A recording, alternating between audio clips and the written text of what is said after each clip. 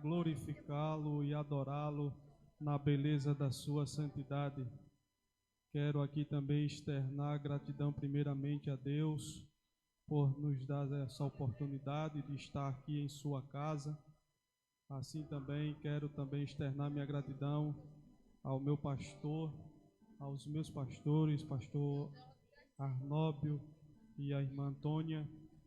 Quero também aqui externar a minha gratidão a Deus pela vida dos meus companheiros, o operador Joabe, irmã Paula Vida. Externar gratidão a Deus também por minha família, minha esposa, minhas filhas, e também agradecer a Deus por esta igreja. Amém? Eu quero convidar-lhes a ler um texto junto comigo no livro de Marcos, capítulo 4, versículos 35 ao versículo 41. Uma passagem muito conhecida da igreja. Marcos capítulo 4, versículo 31. Assim está escrito: e naquele dia, sendo já tarde, disse-lhes: passemos para o outro lado. E despedindo a multidão, levaram-no consigo, assim como estava no barco, e havia também com ele outros pequenos barcos. E se levantou grande tempestade de vento, e as ondas batiam no barco, de modo que já se enchia. E ele estava na parte de trás do barco, dormindo sobre uma almofada. E eles o acordaram, dizendo-lhe: Mestre, não te preocupas que perecemos? E ele, levantando-se, repreendeu o vento e disse ao mar: Paz, aquieta-te. E o vento cessou e houve grande calmaria. E ele disse-lhes: por que sois temerosos? Ainda não tendes fé? E eles temeram muito e diziam uns aos outros: que espécie de homem é este, que até o vento e o mar lhe obedecem? Quem diz amém por essa palavra? Irmãos, estamos diante de um contexto, um fato ocorrido ali no mar ou no lago da Galileia. Essa tempestade ocorreu ali nesse mar, que tem o nome de Quineríades, Genezaré ou Mar de Tiberíades. É um lago de água doce, é um lago que recebe as águas do Rio Jordão, é um lago também que recebe águas do Monte Hermon, pois no seu grande pico se cria gelo e na medida que o vento bate nesse gelo, a água escorre e também vai diretamente para este lago. O lago ele tem aproximadamente 20 quilômetros de comprimento e 12 de largura. Essas características geográficas e condições ambientais favorecem a ocorrência de repentinas tempestades. Então, eu quando passei a estudar sobre esta palavra e adentrando nessa parte geográfica, comecei a entrar nesse cenário, um cenário que é rodeado, o Mar da Galileia, rodeado por grandes montanhas, e essas montanhas têm o nome de Golã, e nesse vale é provável que quando se bate o vento, que bate nas águas, as águas também estão com aquela superfície quente e acaba ocasionando nessa tempestade. E muitas das vezes essas tempestades são bastante intensas, causada pelo choque dos ventos frios com a superfície morna desse lago e pelos corredores formados pelas montanhas de Golã. Isso acontece nesse lago. Eu aprendo aqui que muitas das vezes no mar desta vida nós não sabemos quando de repente pode acontecer uma tempestade. Eu não sei se você está aqui nesta noite passando por uma tempestade, mas eu sei que nesta noite, se você convidar a Jesus Cristo estar no seu barco, pode ficar tranquilo que essa tempestade ela vai se acalmar. O mar da Galileia, ou o lago da Galileia, também era um polo de pescaria, ou seja, os discípulos o conheciam, pois alguns deles eram do ramo da pescaria, e sabia que a qualquer momento poderia acontecer uma tempestade, ou seja, era provável que eles já tivessem presenciado uma tempestade daquela. Então, eu aprendo aqui que, se vocês prestaram atenção, algumas vezes eu citava Lago da Galileia ou Mar da Galileia. Isso se dá por conta da sua dimensão, que muitas das vezes, a olho nu, era um precioso lago. Um lago de uma extensão que era de se encher os olhos. E nesse lago poderia ser chamado também de Mar da Galileia. Eu não sei na onde é que você está, se é num lago ou se é no mar, mas o importante é que Jesus esteja no barco da sua vida. Então, nós vemos aqui que os discípulos, alguns discípulos de Jesus, eles eram pescadores, e era provável que ele já tenha passado por uma tempestade daquela. E com certeza, antes de chamar a Jesus, eles tentaram fazer com que o barco chegasse do outro lado sem incomodar o mestre. Por que eles não queriam incomodar o mestre? Porque se nós lemos do início o capítulo 4, nós vemos que Jesus estava ensinando por parábolas. Então ele ensinou várias parábolas, o mestre estava cansado. Então é provável que do modo deles, os discípulos tentaram atravessar este mar.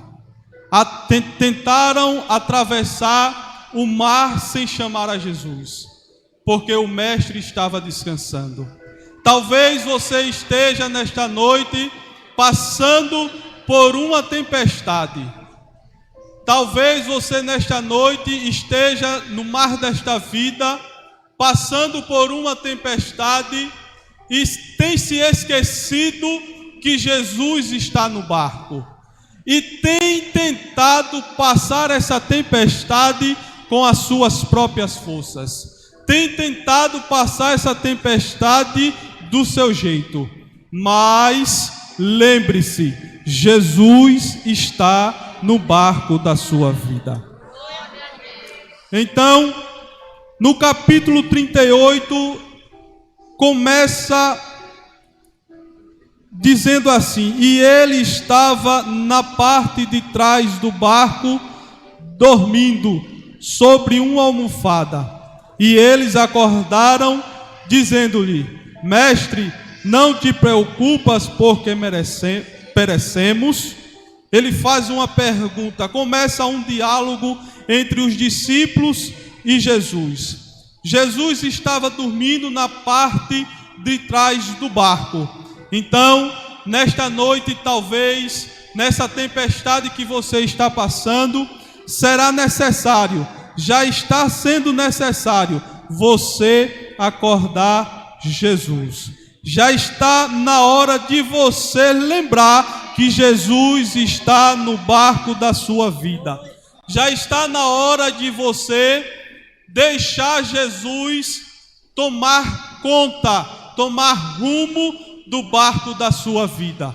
Você, como vocês viram, Jesus estava na parte de trás. Está na hora de você deixar Jesus tomar o remo, tomar a direção do barco da sua vida. Está na hora de você tomar uma atitude de chamar a Jesus e não se apavorar e chamar a Jesus nesta noite. Glória a Deus, louvado seja o Senhor nas alturas. E no capítulo 39, ele diz: e ele, levantando-se, repreendeu o vento e disse: mar, paz, aquieta-te. E o vento cessou e houve grande calmaria. Aquieta-te significa apaziguar-se, tornar-se tranquilo, ficar calmo.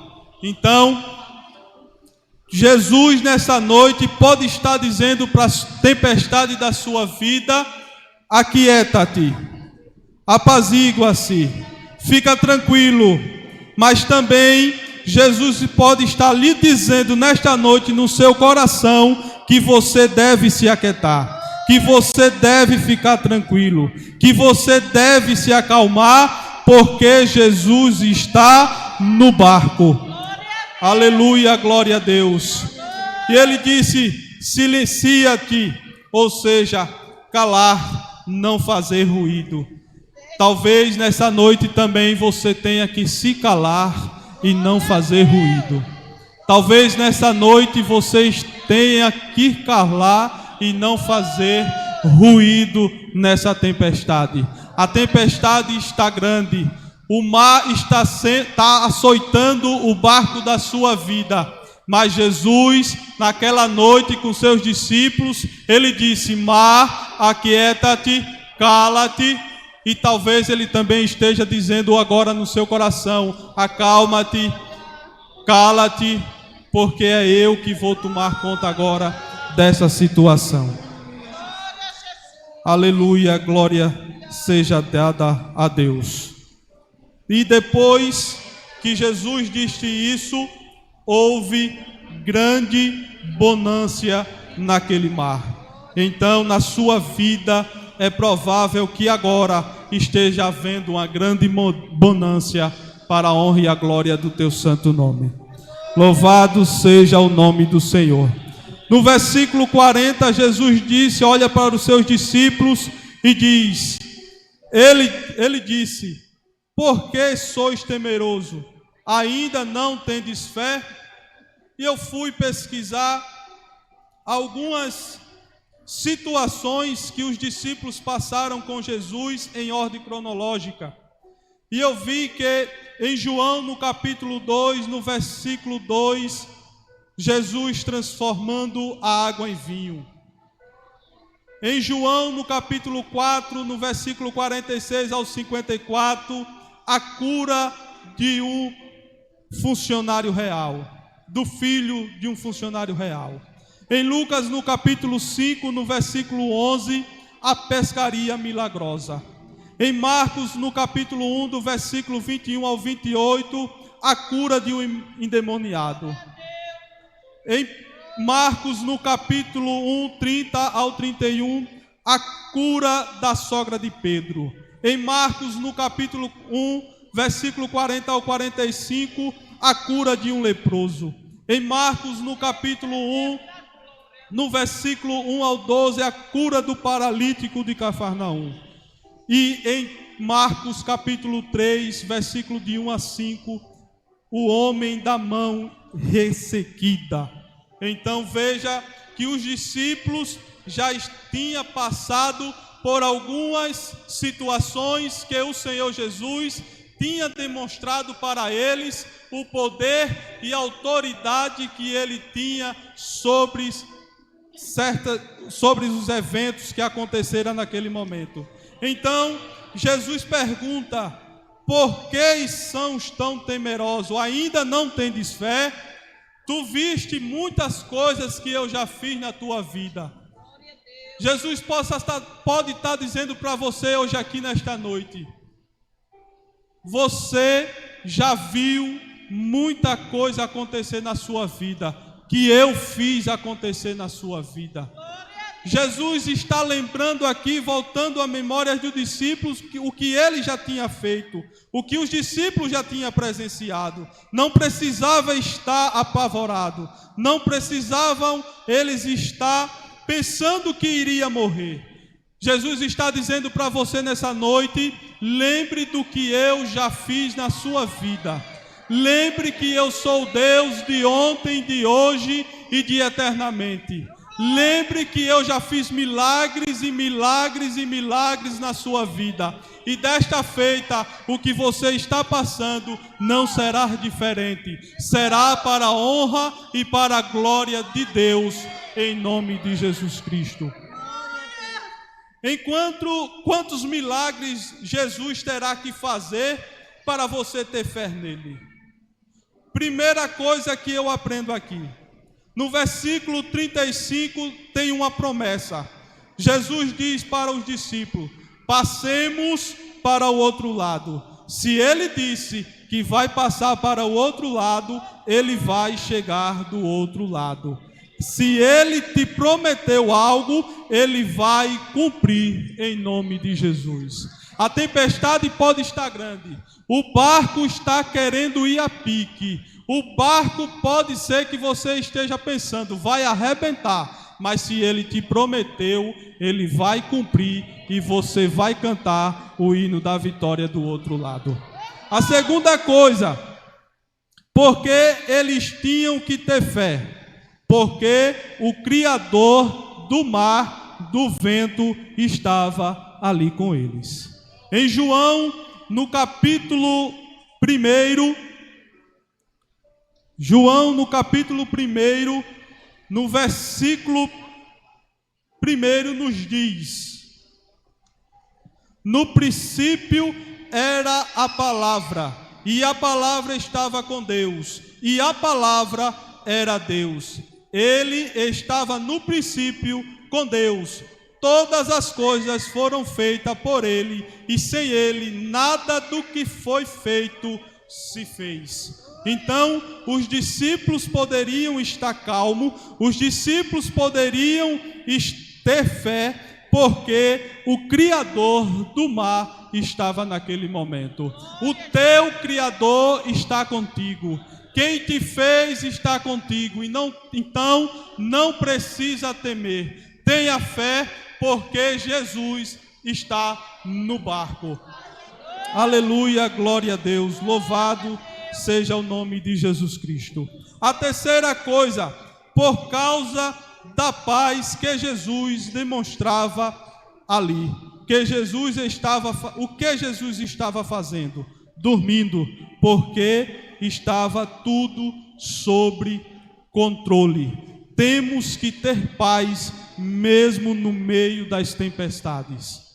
Oh glória! Jesus estava dormindo na popa do barco. Jesus estava tranquilo. Jesus estava demonstrando para os discípulos ali a tranquilidade, a paz que eles deveriam ter. Por quê? Porque Jesus, ele tem o poder em suas mãos. Ele controla tudo. Tudo está sobre o seu controle. E mesmo que a tempestade esteja nos enfrentando, mesmo que as tempestades pareça que não vai parar, nós temos que ter paz, porque o Jesus da paz está em nossas vidas. Aleluia, louvado seja o nome do Senhor.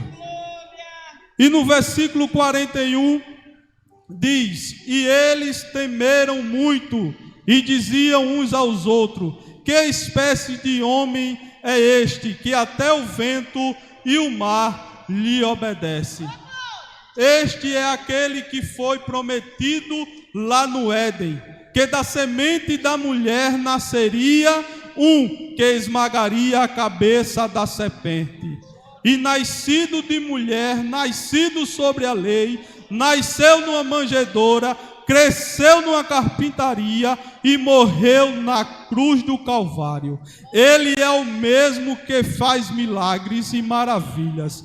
Quem é este? Aquele que ressuscitou ao terceiro dia, está à direita do Pai, intercedendo por nós, e que virá buscar a sua igreja em grande glória e poder. Nosso grande Deus, Salvador Jesus Cristo, digno de toda honra, de toda glória e de todo louvor, capaz de acalmar a tempestade da nossa alma. Marcos, no capítulo 1, no versículo 1, ele diz: Jesus Cristo, o Filho de Deus. Enquanto os discípulos estavam se perguntando ali quem era este homem, a resposta é essa: Jesus Cristo, o Filho de Deus. Ele é quem tem poder e autoridade para acalmar qualquer tempestade que você esteja passando, qualquer luta que você esteja passando. Jesus Cristo de Nazaré, se você convidá-lo, se você disser: Jesus, toma o rumo do barco da minha vida nesta noite, com certeza as tempestades irão se acalmar, em nome de Jesus Cristo. Oh, aleluia. Eu gostaria de saber se nessa noite tem alguém que quer deixar Jesus entrar em seu barco, quer deixar Jesus tomar o rumo da sua vida, para que Jesus possa acalmar essa tempestade que está se levantando na sua vida. Tem alguém para Jesus nessa noite? Que Deus abençoe. Eu quero agradecer ao meu pastor Arnóbio,